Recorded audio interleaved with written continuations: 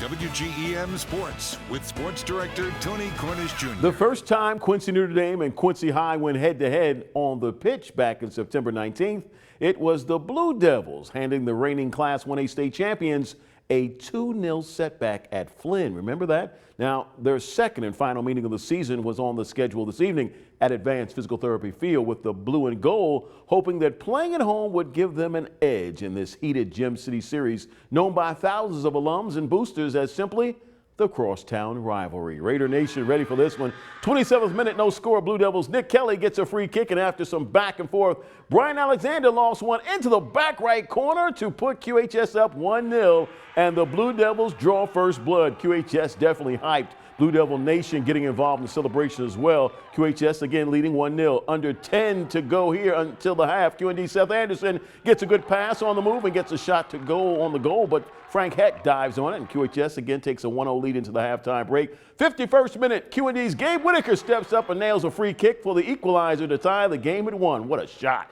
Then with under 18 to play, Whitaker has a free kick once again, but from the past the 30-yard line, somehow twist this one in the top left corner. I'm still trying to figure out how they got that in the net. Raiders take a 2-1 lead, and when it's all said and done and the smoke clears, yeah, the celebration is on for the Blue and Gold as they post a 2-1 win on their home turf. What a great matchup. Meanwhile, in prep volleyball action, the Lady Salkies from Pittsfield High boarded the old team bus and headed to Liberty, Illinois this evening to face the 13-9 Lady Eagles. It was pink out night, in fact, for breast cancer awareness at LHS.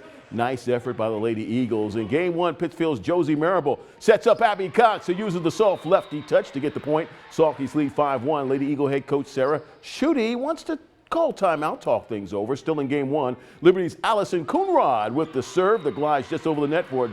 Drops in for a point. Liberty up 8-7. Liberty's Julia Hahn here sets up Paige Knuffman on the outside for the big kill. Liberty holding on to a 1-point lead. Eagle Nation pumped up watching this battle royale. Still in game one, Liberty's Paige Knuffman with the block, and she deflects the ball, but Caitlin Hummel is standing by for the one-handed diving save there and gets the ball back over the net for another point. That's a QMG Play of the Week nominee for sure. Liberty High. They go on to post a 25-19, 25-14 victory at home over PHS. What a great matchup. Unity is now 16-6 after beating Camp Point Central on the road 2-1. Illini West, how about those Lady Chargers? They win in straight sets over A-Town. Lady Chargers, in fact, now 21-4 on the season. West Hancock falling on the road against 13-12 Payson Seymour in straight sets. Holy Trinity winning big on senior night in the Hawkeye State over Cardinal. Lady Crusaders have now won, get this, 20 games or more for the past 15 straight seasons. That's what I call domination. Elsewhere in Iowa, Central Lee takes down Danville in 3 sets. Keokuk also lost 3-zip against Van Buren as well this evening. Hannibal wins in a district battle at home against Rockbridge 2-1.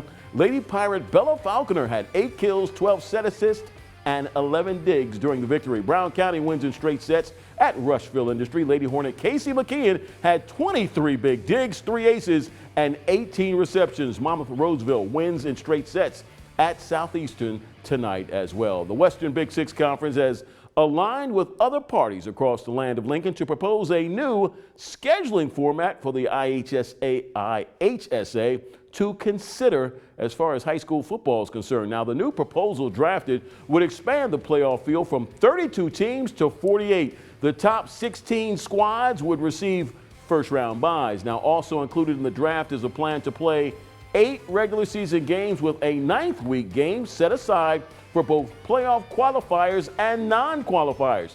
Now, this would replace the district model and would also schedule returning scheduling to the various local schools. That's the big one. They want to return local scheduling into local hands. Imagine that.